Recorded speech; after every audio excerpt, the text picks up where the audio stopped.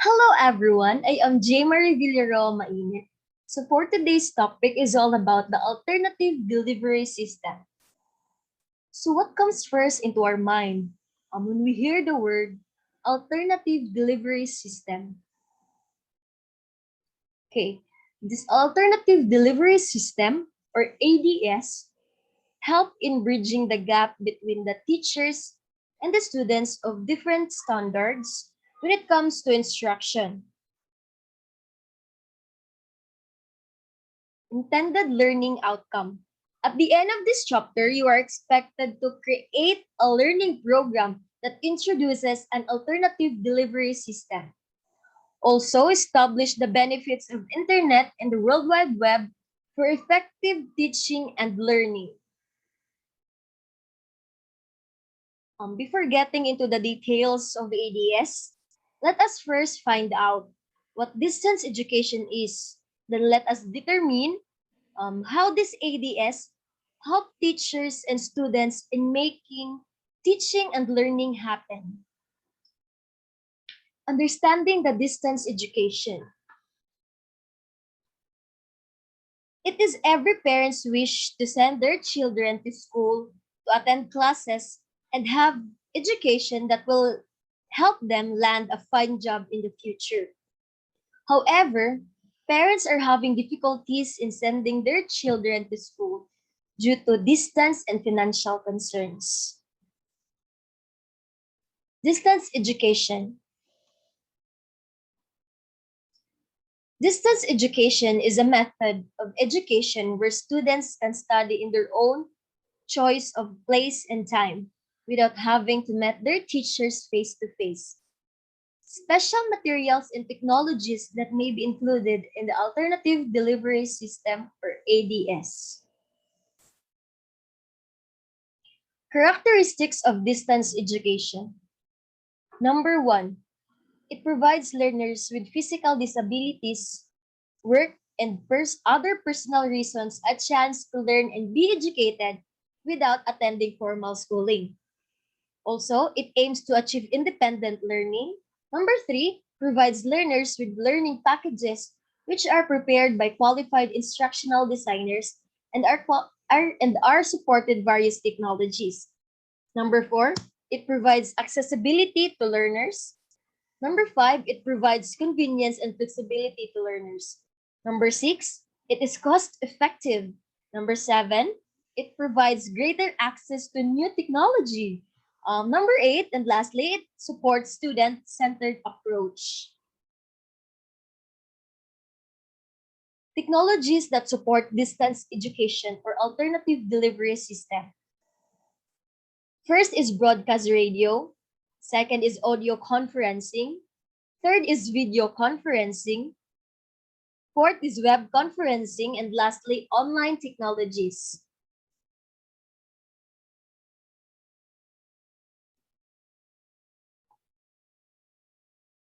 These are the technologies that support distance education, which is the alternative delivery system. Broadcast radio, audio conferencing, video conferencing, web conferencing, and online technologies. But first, we have to discuss the broadcast radio. So, radio is an ad which is considered as a powerful tool when delivering lessons or disseminating information to a large group of students. So these ads may not sound so popular, but in actuality, this is used in both developed and developing countries. So radio is the most accessible as for it can reach people even in the most deprived areas at a relatively low cost. So instructions delivered via broadcast radio are also supported with other instructional materials like print materials. So delivering a lesson via radio saves time, energy, and money. So teachers are trained on the use of broadcast radio to make them knowledgeable and skillful with the use of these ads to make the delivery successful. So the different formats of delivery in broadcast radio can be discussion, documentary, drama, docudrama, and interview. So High frequency must is required to meet the desired clarity of audio to enable the students to comprehend what is being conveyed by the teacher. So questions and answer between teachers and students can be applied, which is similar with audio conferencing. So we have the advantages. First is most accessible medium in terms of geographical reach. Second is cost of radio is relatively low. Third is radio can be used with other media or material. Fourth is it helps people in rural areas be literate in the ABCs and 1 2 3s of life. So the disadvantages is people in rural areas may experience difficulty in purchasing a radio and having it repaired kasi since they are far away from cities, so probably they are not uh, complete doon compared sa city kasi sa city merong you can buy anytime anywhere, unlike doon is parang mahihirapan talaga na maka-experience ng or maka-purchase ng radio. So, poor reception may bring poor delivery of instruction. So, kapag since ang radio is still kailangan pa din ng signal, so pag walang signal, so nagkakaroon talaga ng poor delivery of instruction. So third is broadcast schedules may bring inconvenience to students for a pace and time is beyond of their control. So fourth is learning without visuals may be challenging for visual learners. Fifth is interaction among learners is limited to audio teleconferencing. So I have an example here of broadcast radio. Maligayang pagbabalik sa pag-aaral. Halika, samahan mo akong tuklasin ang ating aralin ngayon. Handa ka na ba? Wow! Kasing ligaya mo rin ako sa araw na ito.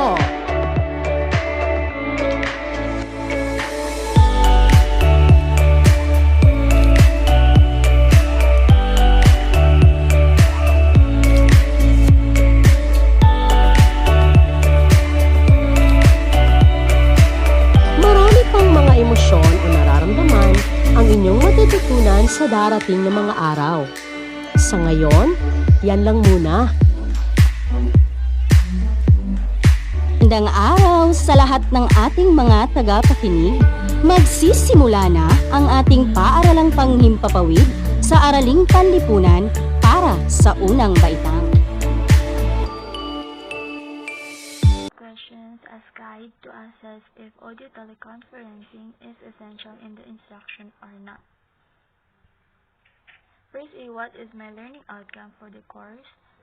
Second, how will the delivery of the lesson be understandable for the students? Third is what approach is effective for this kind of delivery.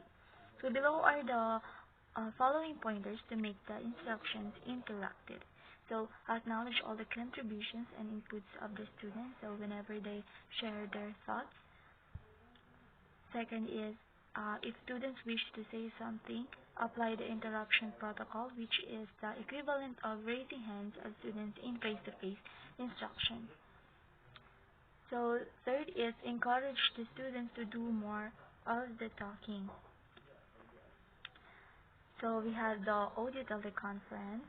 So this is also known as telephone or phone conferencing. It is an alternative delivery system in which instruction may happen through the communication system. So usually there are exchange of this is used of exchange of ideas, informations, and other messages are articulated.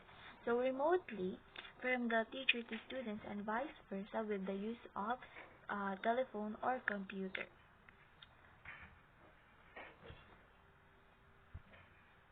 So audio teleconferencing is a teaching technology that is flexible, so economically reasonable and available.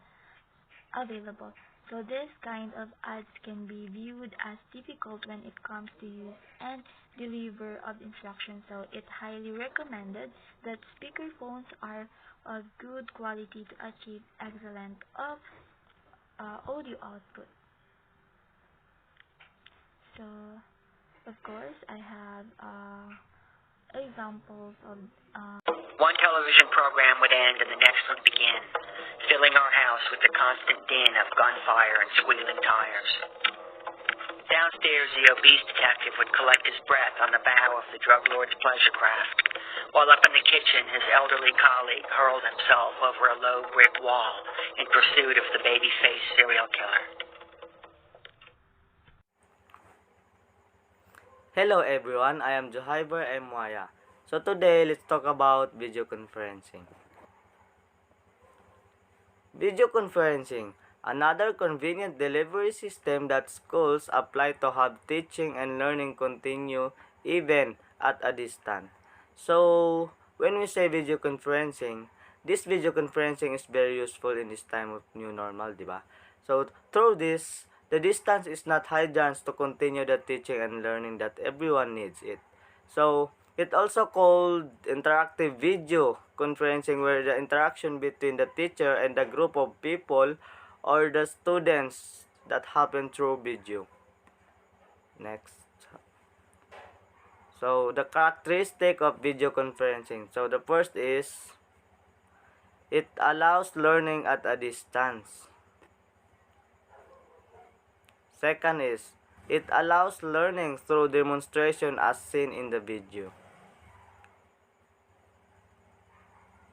Third is, it allows global learning by having speakers or guest lecturers share their expertise virtuality. So next is, the characteristics of video conferencing that support learning environment. So first is, teachers and students are connected synchronously. And the second is, students develop their probing skills by points of questioning and clarifying. And the third is, students' listening and observation skills are increased.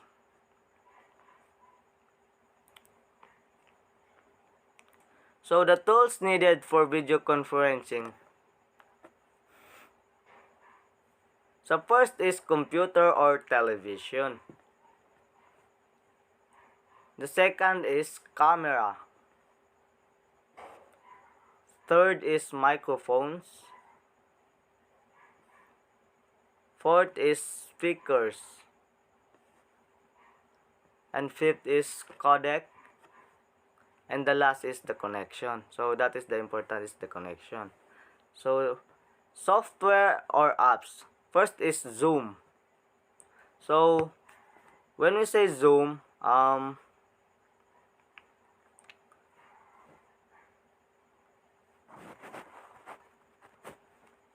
when we say Zoom features of this app include collaborative whiteboard, sending of text, images, and audio files.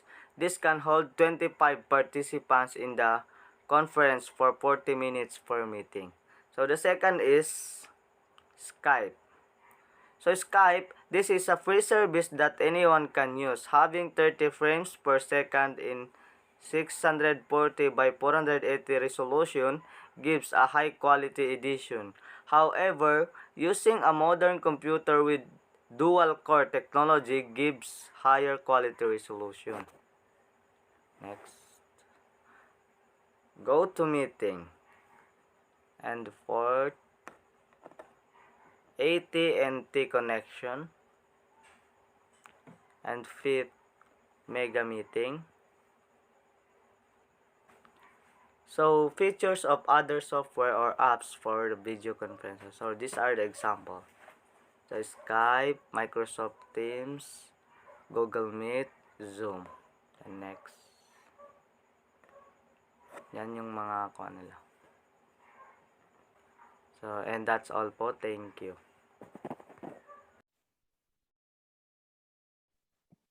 Good day, everyone. I'm Crisilan Z. Marcelino, and I'm going to report this web conferencing. So, what is web conferencing? Is any type of online meeting that involves two or more participants in different locations. These participants could be anywhere in the world. So webinars and webcasts are two types of web conferencing. A webinar is a one-way conference between one or more speakers. A webcast is a live streaming event broadcast over the internet. The tools and requirements used in video conferences are similar to those used in web conferences, but their purpose is entirely different. So let's see the differences between web conferencing and video conferencing. So in video conferencing, first, ensures message is understood, not just disseminate. Second, done via video streaming to facilitate conferences. Third, screen sharing and content sharing may also be done in video conferencing. Unlike the web conferencing, first, we have disseminates data to a group. Second, annotation of document, viewing of project, sharing of content are the main reasons for having web conferencing. Third, can do live presentation, team meetings, and trainings. Next, we have other online technologies. So other online telecommunication tools that educators can use to deliver instructions are through electronic mail or email. And learning management system or LMS. So what is learning management system or LMS? It's a software application or web-based technology system that allows anyone to create e-learning content, and most helpful in education, which promote e-learning, that is learning at a distance with the help of technologies.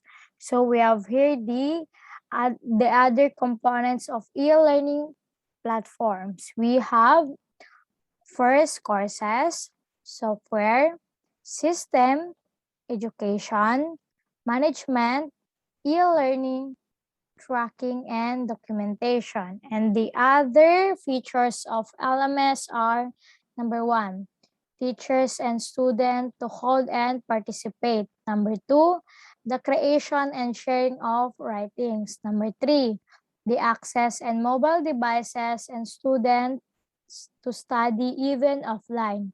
Number four, users to create desired theme. And that would be all. Thank you guys for listening to our report and have a good day.